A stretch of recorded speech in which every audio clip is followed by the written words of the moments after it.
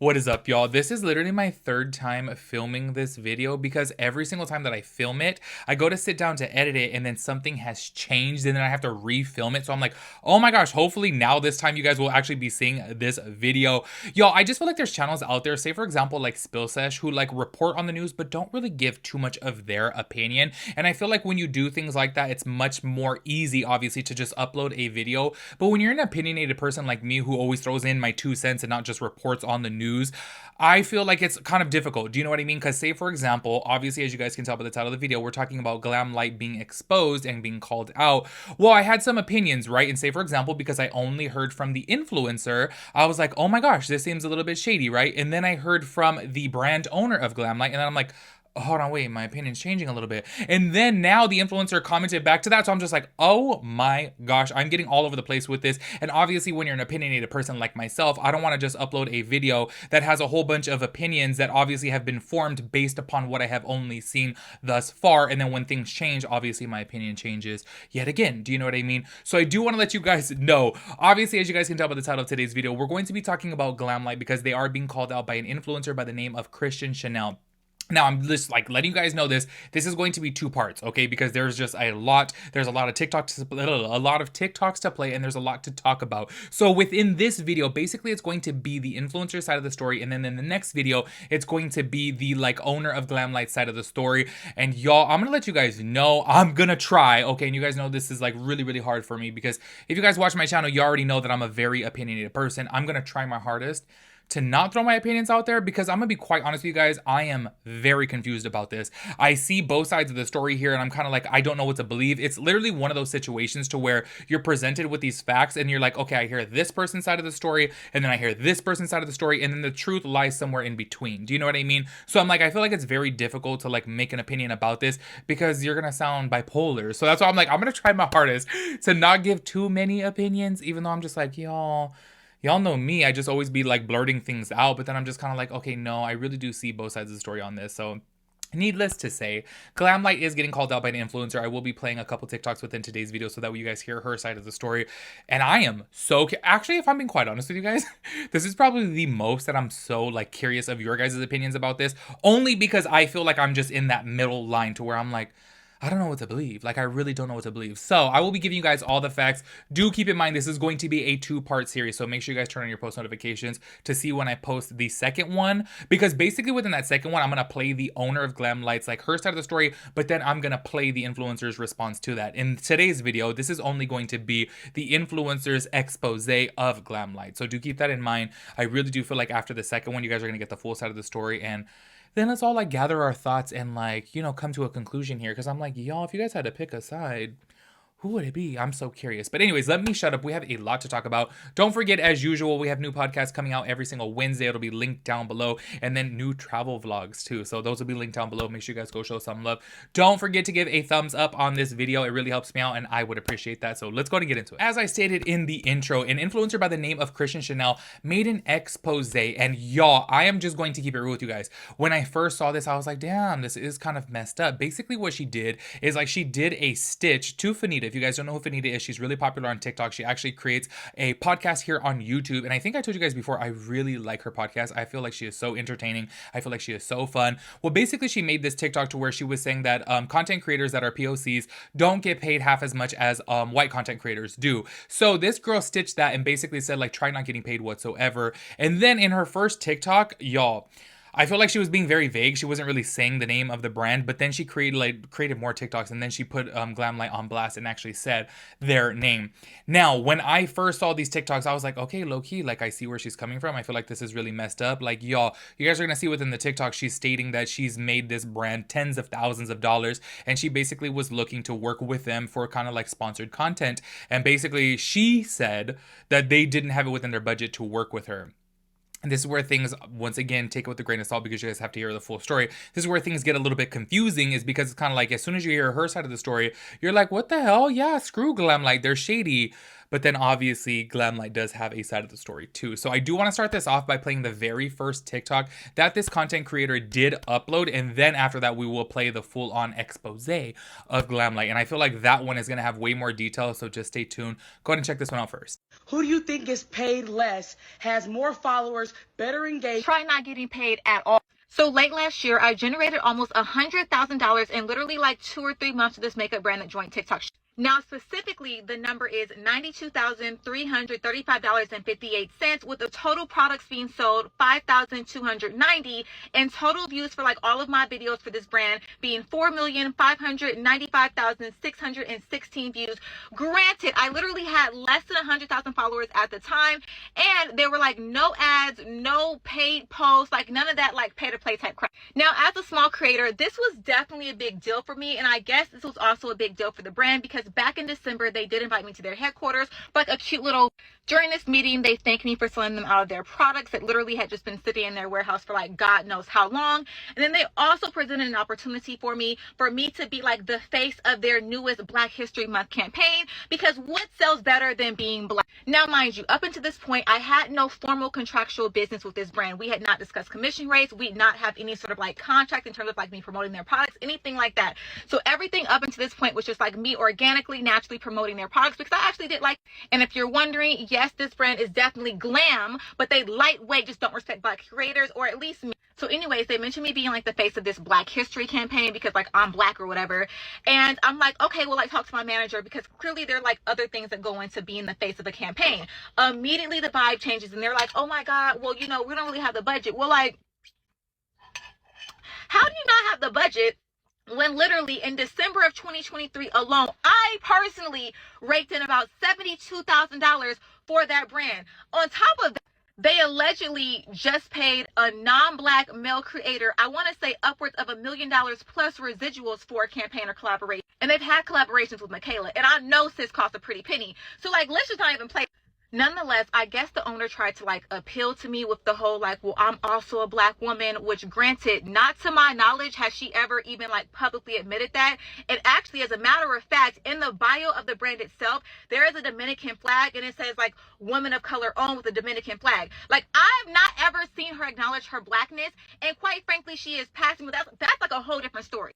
Anyway, she tries to like literally appeal to me with like her Blackness, which is just freaking crazy, because it's like at the same time that you're appealing to me with like your I'm a Black woman card, you're also simultaneously trying to exploit me. You're not even underpaying me. You're not even trying to pay me at all. It's complete disrespect and disregard for like the hard work that I've actually put into like your brand with like for no reason. So as y'all can see from right there, she was like low-key being kind of vague about what brand she's talking about. And y'all, I feel like at first, I'm gonna be so real with you guys. When I first saw this, I was like, you know what? This kind of irritates me a little bit, because I don't like when people are kind of like alluding to a brand, or whether it be a person, influencer, celebrity, whatever the case may be. I'm like, because you leave people speculating, you know, and then people are going to make assumptions. They're going to assume it's this person because, say, for example, this hint could remind them of this person or that brand. So they'll start running with it. Do you know what I mean? This is why I really like when a person just like puts it on blast.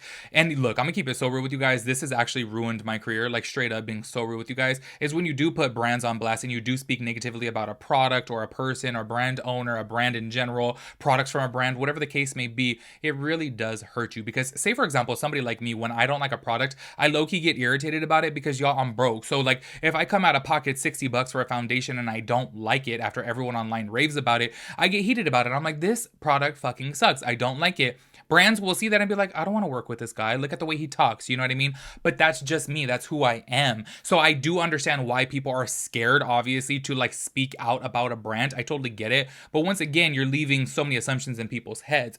Well, that was just from her first talk that she had posted about this, doing the stitch with Fanita. But then she actually did make a full TikTok putting Glamlite on blast and putting everything out there. And I do want to give a huge shout out to Noemi. I forget her name on TikTok. Thank you so much for tagging me in this, because actually I never would have saw this if you did not tag me me in it. So I really do appreciate you tagging me in it. So I'm gonna go ahead and play that full TikTok right now. So go ahead and check it out. I'm going to expose Glamlite Cosmetics because I often feel like as Black creators, we are disregarded and devalued and our stories go untold. As of today, I have sold a total of $92,335.58 of Glamlite cosmetic products on TikTok Shop. My total products sold for this brand is 5,290. The total views that I've garnered for this brand on my page is 4,595,616 views. Now, I just want to be clear. This was all done without any ad code, without any targeted plan, without any paid promotion, without any contracts. This was just organic, me posting videos, y'all like it, y'all buy it, here we are. In December of 2023 specifically, I want to say I sold about $72,000 worth of Glamlite products. They invited me to their offices, to say thank you and to also discuss future opportunities. During this time, they mentioned an upcoming Black History collection with Fresh Prince of Bel-Air that they wanted for me to be the face of, because obviously I'm Black and I was just, doing well. Now again, up until this point, we've had no official business. So I did tell them, okay, well, speak to my manager, let's work this out. The vibe immediately changed and I was met with, well, we don't really have the budget to pay you or to do anything. And granted, I was stunned because in that month of December 2023 specifically, I made them around $72,000. And on top of that, to my knowledge, they had just paid another creator, non-Black male, who just had a birthday at their facilities, upwards of $1 million plus royalty. Plus, if I'm not mistaken, they had a collaboration with Michaela, and I know for sure she's not cheap. So, at that point, I was definitely taken aback and definitely disappointed because, they hadn't even talked to my manager. Like, they didn't even know what my rates were to even deny said rates. And on top of that, it's like I had already proven myself for free in regards to the GMV that I could even make for that brand. And also in that meeting, the brand owner tried to smooth things over with, I'm also a Black woman. I'm Afro-Caribbean or whatever it is that she is. And, I get the struggle. I don't understand how she could understand any struggle when I've just made her company $72,000 in 1 month without any sort of advertising or anything like that.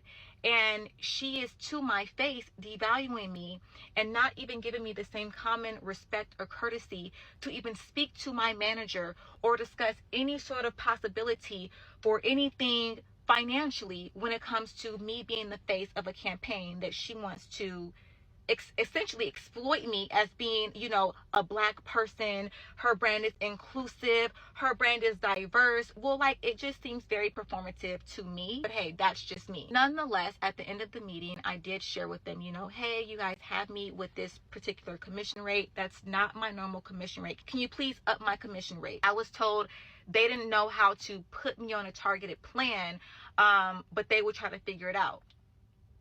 Okay. So I left the meeting, weeks went by, no update on my targeted plan, no update on this Fresh Prince of Bel-Air collection. Okay, my manager emails them to follow up. No response.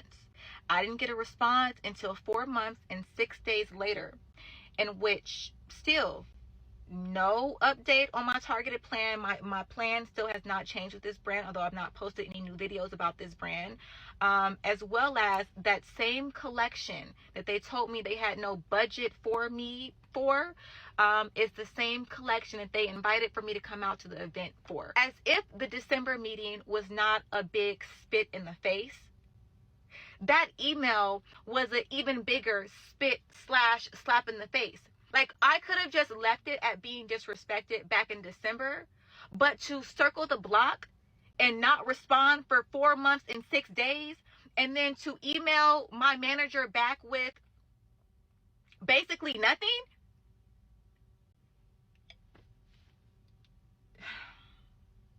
I understand that I guess the brand is now taking a woman of color owned, we are diverse, we're about inclusion approach to the brand.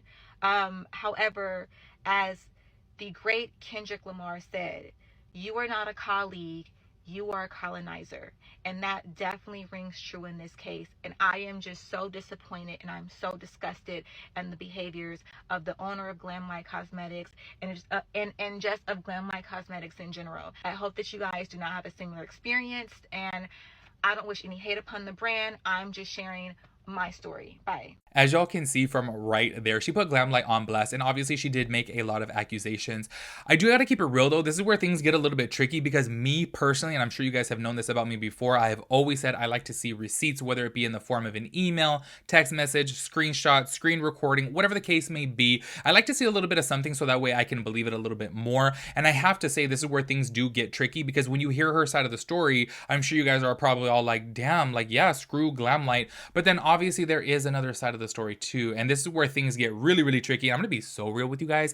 I don't know, we were talking about like my signs before on like a YouTube live before, and I'm like, I don't know if it has to do with like one of my signs, but I am that person that I'm like, I literally sit there and I hear two sides of the story and I'm like, why do I agree with both? Why do I understand both? Why do I feel for both? Do you know what I mean? I don't know if like there's some Libra in my sign or something that every single time situations like this pop up, I'm just like, I don't know how to feel. I'm like right down the middle with it. Do you know what I mean? But obviously things like this do get a little bit tricky, and I'm going to be so real with you guys, and hey, this may ruffle some feathers and bother some of you guys. I feel like we live in this whole new generation and society of everything that everyone says we have to believe, and I'm so sorry, but there are people out there who do fabricate the truth. There are people who are exaggerative, you know what I mean? I myself included, I exaggerate a lot. Like, y'all, I'll be like, oh my god, I was in line for like 2 hours. Y'all, I was in line for like 20 minutes. Do you know what I mean? Like, I just feel like you have certain people out there like that. So this is where proof obviously does help people believe a little bit more. So I do feel like when I first saw this TikTok creators, you know, TikToks about this and her calling out Glamlite, I was like, damn, I kind of feel bad for her. But then in the back of my mind, I was like, I want to see proof though. I want to see some receipts. I want to see like where's the DMs, the text messages, like, you know what I mean? That way I can know a little bit more before I form an opinion about this. Now, this is going to be the end for this video only because obviously those TikToks were a little bit long. This video is already getting a little bit long. So I am going to create a part 2. So do keep your eyes open for that because that's where we're going to hear Glamlite's side of the story. And then we're also going to hear the final response from Christian Chanel about this. And y'all, check out part 2 of this video, y'all. Like, literally check out part 2. Wait for your opinions then, because I really am so curious to know what you guys have to say, because there's just so much more to this story. So that is it for this video. Keep your eyes open for part 2. I will catch you guys in the next one. Peace out, Girl Scout.